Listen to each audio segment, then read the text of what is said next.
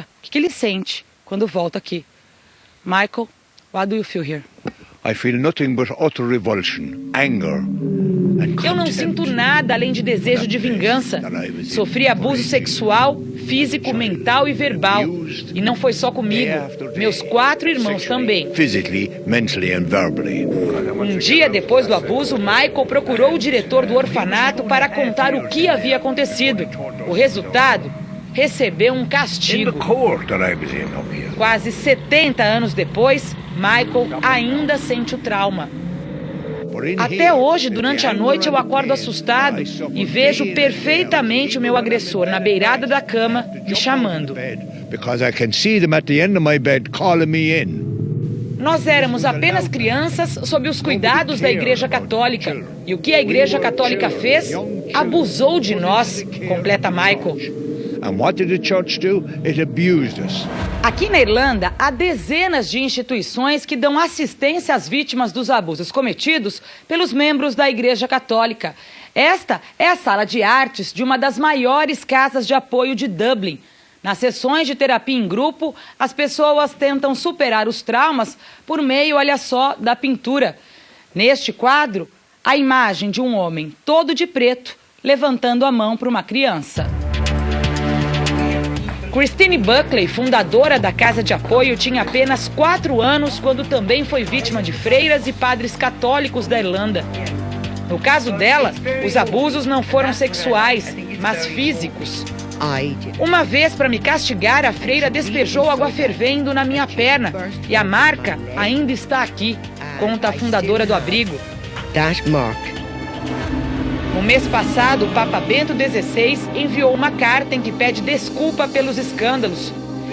Mas a atitude do Papa não parece ter sido sempre essa. 2 das denúncias de acobertamento de padres pedófilos atingem diretamente Bento XVI. Na Alemanha, terra natal do Papa, a Igreja Católica acaba de lançar uma linha telefônica para que vítimas de abusos sexuais denunciem padres pedófilos. No último mês, mais de 300 casos foram revelados. Em 1980, um padre acusado de pedofilia foi transferido de paróquia. A Igreja Católica não o denunciou, preferiu mudá-lo de lugar. E o padre voltou a abusar de menores. Quem transferiu o padre foi o então arcebispo de Munique, Joseph Ratzinger, o futuro Papa Bento XVI. O padre acabou condenado a 18 meses de prisão. Outro caso que chamou a atenção na Alemanha envolve Georg Ratzinger, o irmão de Bento XVI. Ele dirigiu um coral de meninos por 30 anos. Em meio a denúncias de abuso sexual e maus tratos, Georg Ratzinger acabou por admitir que agredia as crianças com tapas. Mas as denúncias contra padres católicos se espalharam pelo mundo todo nas últimas semanas. A Holanda é uma das campeãs de denúncias, são mais de 1.100. Na França, a justiça investiga 2 padres por pedofilia e posse de imagens pornográficas de crianças.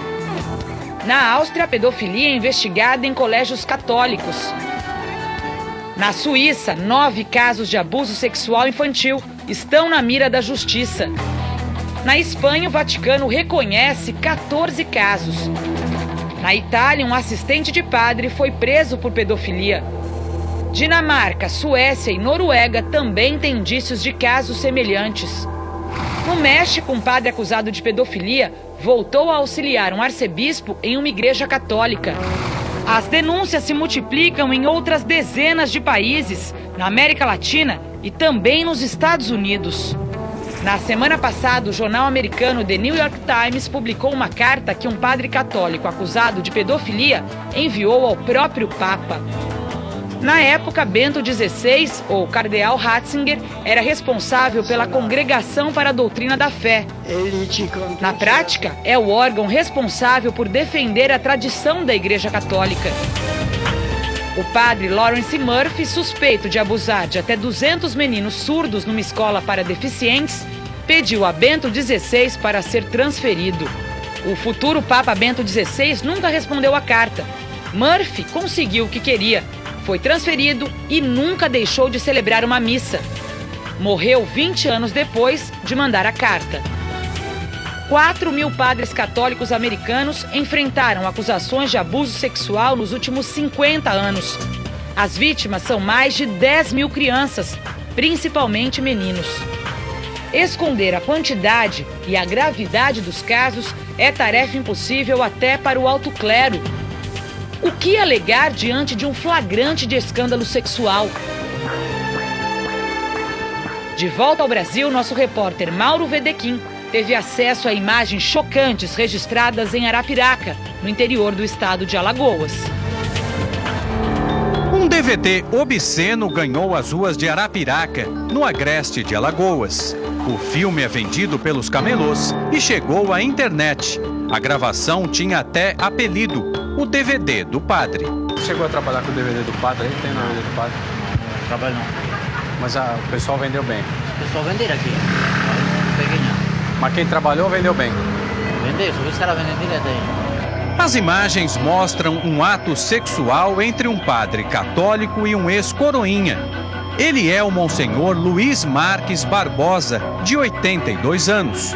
O jovem que aparece no vídeo tinha 18 anos quando as imagens foram gravadas. Logo que aconteceu, todo mundo comprou, foi isso? Foi, era cheio procurando. Aí depois os policiais começaram a bater em cima. Aí parou. A polícia já recolheu dezenas de cópias. O DVD ainda é vendido nas ruas de Arapiraca. Custa entre 5 e 20 reais. Mas você tem como conseguir um? Os caras que passam vendendo andando por aí. Mas quem tem não fica, vende rápido. Não fica seguro. Vende rápido, parece que eles vendem a 5 reais, cara. Segundo o ex-coroinha, o Monsenhor Luiz, como é conhecido na cidade, tinha relações sexuais com ele desde os 12 anos. Se for verdade, está caracterizado o ato de pedofilia. O Monsenhor não sabia que estava sendo gravado, mas desconfiou. Veja que em determinado momento ele olha para a câmera. Quem gravou o vídeo é outro ex-coroinha, que também se diz vítima do Monsenhor Luiz.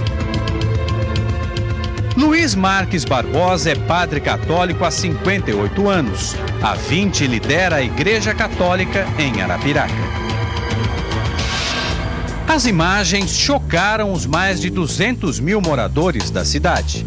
É uma coisa que a gente nunca esperava, principalmente com quem, né? Batizou filho meu e tudo, é muito rígido. E aconteceu um negócio que a gente fica sem acreditar, né? O Monsenhor Luiz tinha fama de conservador. Ele reclamava quando a gente ia pra igreja assim, não podia ir com essa roupa. Tipo, ele falando da gente por causa da roupa e ele fez coisa muito pior. Tipo, ele não consagrou a batina dele. É um absurdo, né? A gente fica até com medo de andar na igreja, esses cantos assim. A influência do Monsenhor Luiz era tão grande na cidade que os fiéis deram dinheiro para ajudar na construção da casa dele, a mesma onde ele se relacionava com os ex-coroinhas. Veja que o imóvel ocupa quase a metade de um quarteirão. Além disso, o Monsenhor Luiz também ganhou homenagens e dava nome a essa escola particular. A placa que identificava a escola ficava ali em cima e foi retirada logo após a divulgação do vídeo. Agora o nome do Monsenhor Luiz Marques só pode ser visto naquele banco. E Monsenhor Luiz não é o único padre católico na cidade acusado de manter relacionamento sexual com menores de idade. Os ex-coroinhas acusaram outros 2 padres da região. O padre Edilson Duarte e o Monsenhor Raimundo Gomes do Nascimento teriam participado de orgias com crianças e adolescentes. Os 2 ex-coroinhas queriam dinheiro para não revelar o vídeo. Monsenhor Luiz pagou 32 mil reais. Mesmo assim, o Vaticano reconheceu que a história tem indícios de pedofilia.